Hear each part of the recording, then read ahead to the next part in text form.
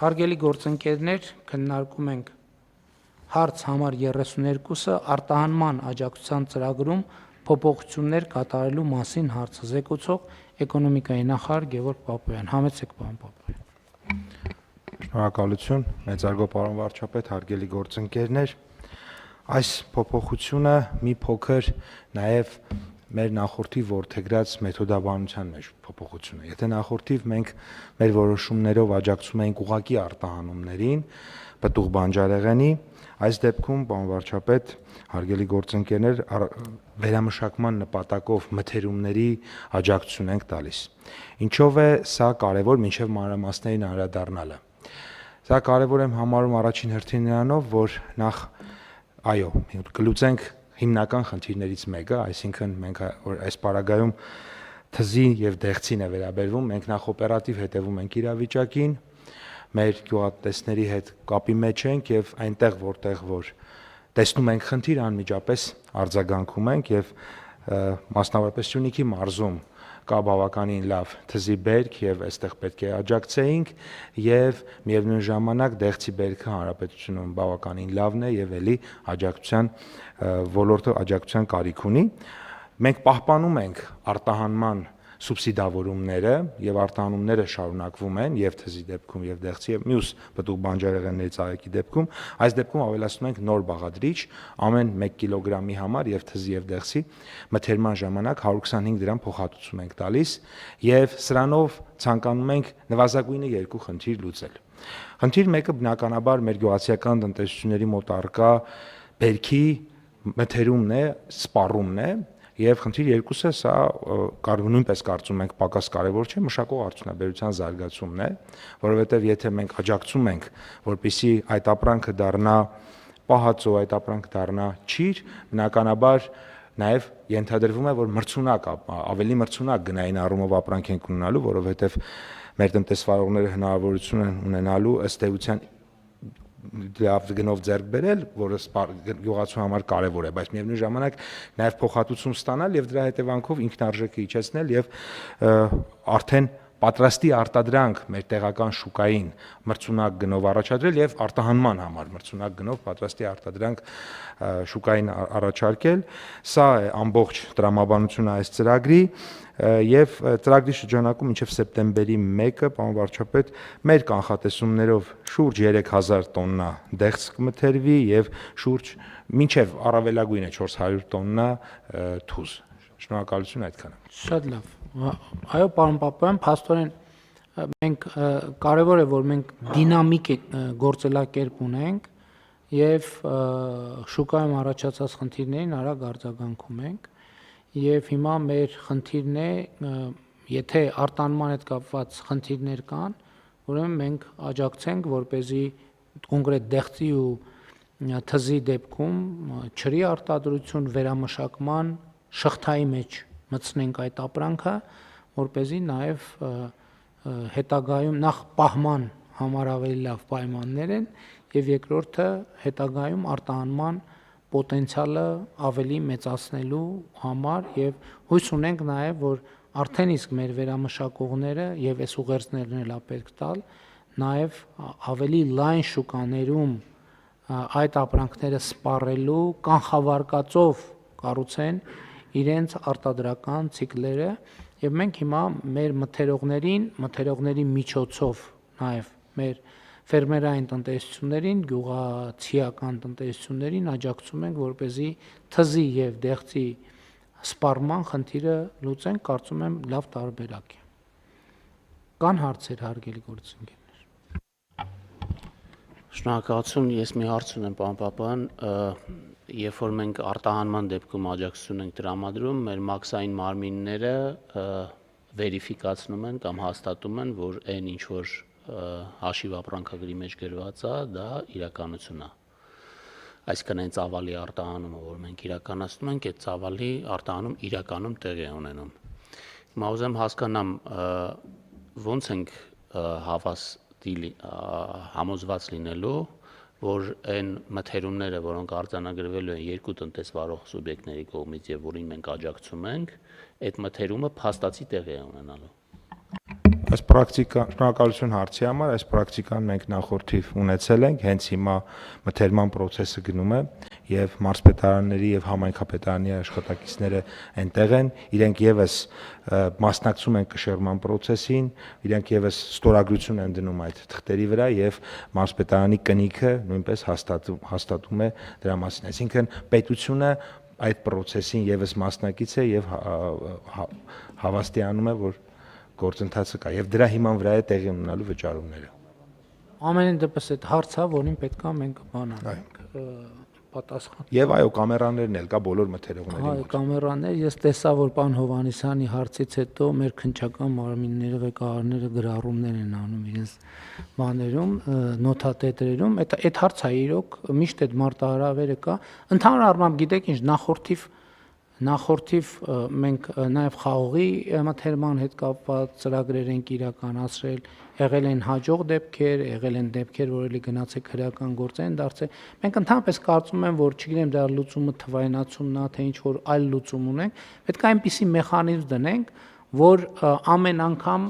նոր որոշում կայացնելիս այդ հարցը 0-ից մեզ համար չծագի։ Շատ կարևոր է, որ մենք ունենանք այդ վերիֆիկացիայի հստակ համակարգ, որը մեր այդ խնդիրները կլուծի։ Ընդ որում մենք շղթայի մեջ պետք է նայենք, որովհետև բուն մթերման խնդիրը չի մենակ։ Մենք պետք է կարողանանք ընդհանրապես հետագծելիությունը սկսած այգուց մինչև հետագայում նաև դրա ապրանքի դուրս թողումը ֆաբրիկայից կամ գործարանից եւ դրա հետագա մուտքը առևտրային ցանցեր կամ արտահանում, այս շատ կարևոր բան է, որպեսզի մենք ստվերի դեմ ոչ թե պայքարելու, այլ ստվերը կանխարգելելու շատ հստակ մեխանիզմ ունենանք։ Համեցեք պարոն Գրիգոր։ Պարոն վարչապետ, մոտավորապես արդեն ասացիք իհարկե, բայց այս հետագծելիությունը իրականության մեջ նաև գյուղատնտեսությունը, եթե մենք խթանենք մթերումը, հետագա այդ ապրանքների հետագծելիությունը մթերման ծավալը ավտոմատ մեծ տվյալները տալու են, այսինքն հնարին է լինելու շրջանցել, որովհետև պարամետրերը, որոնք թվայինացման այս գրիչի վրա պիտի լինեն, ամեն ինչի մասին են, եւ համադրումը ցույց կտա, որ ինչ որ մի մեծ ծավալ կամ վիրտուալ է, կամ սխալ է։ Եվ այդ իմաստով ես կարծում եմ մենք պիտի խնդրենք, որ պետք գործընկերները սրան զուգահեռ այն արտադրատեսակները, որոնք ստացվում են գյուղատնտեսական ապրանքի մթերումից, մենք մոտ ժամանակներում ընդգրկենք այս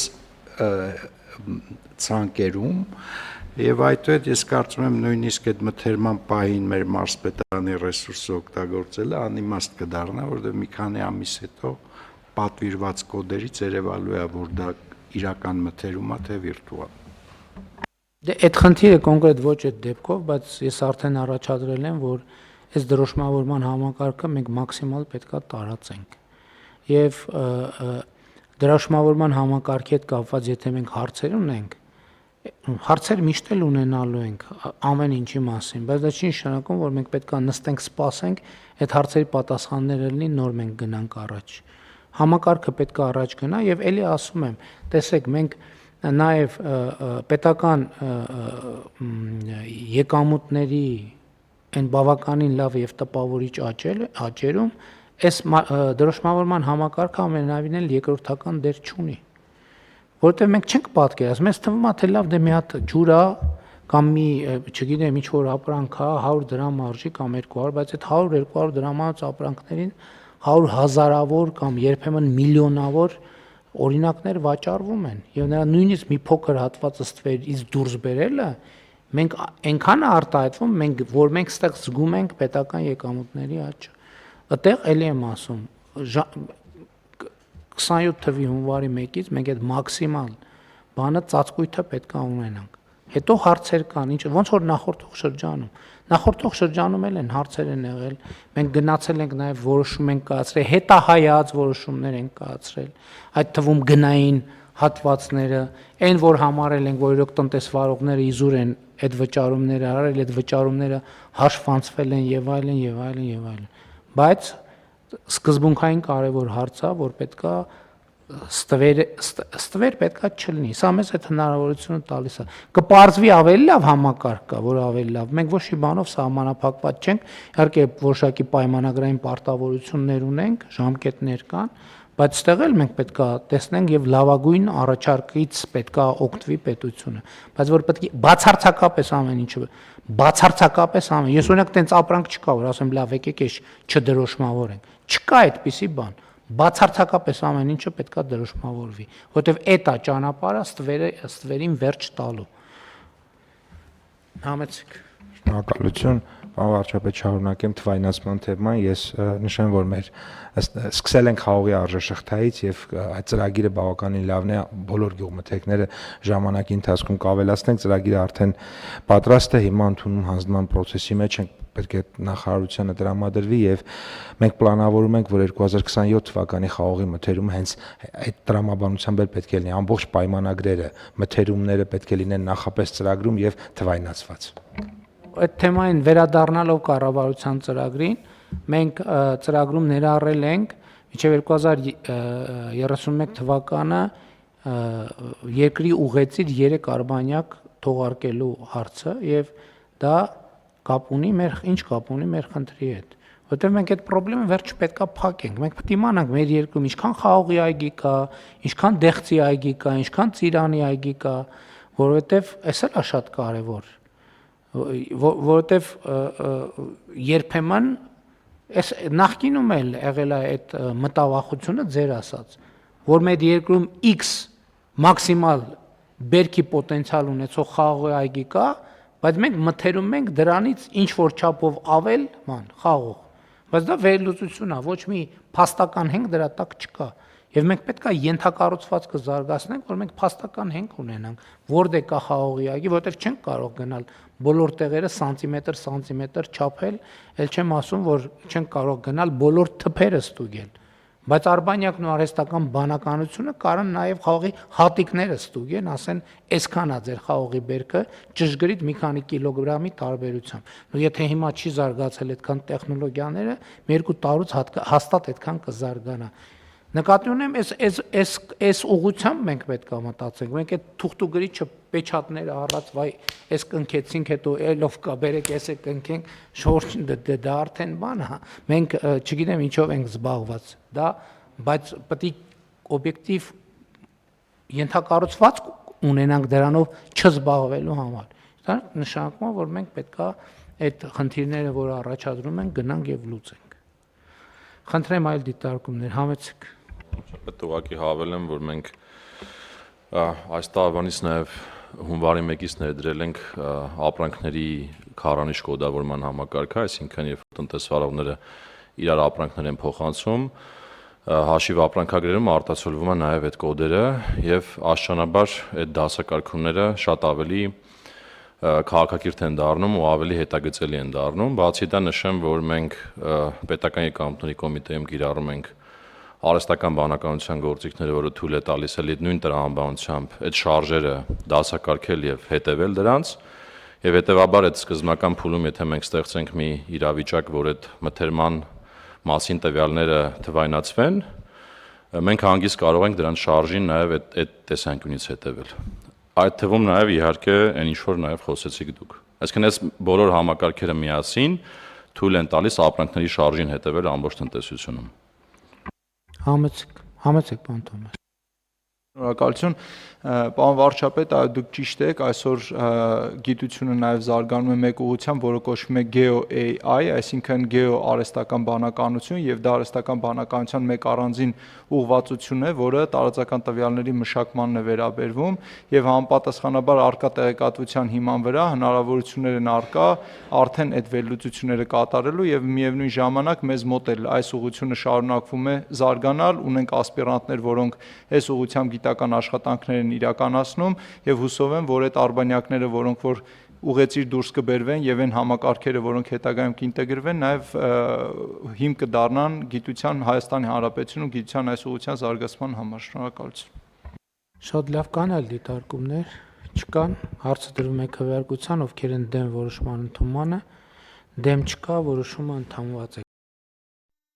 Հավանիր տեսանյութը եւ բաժանորդագրվիր նորությունները բաց չթողնելու համար։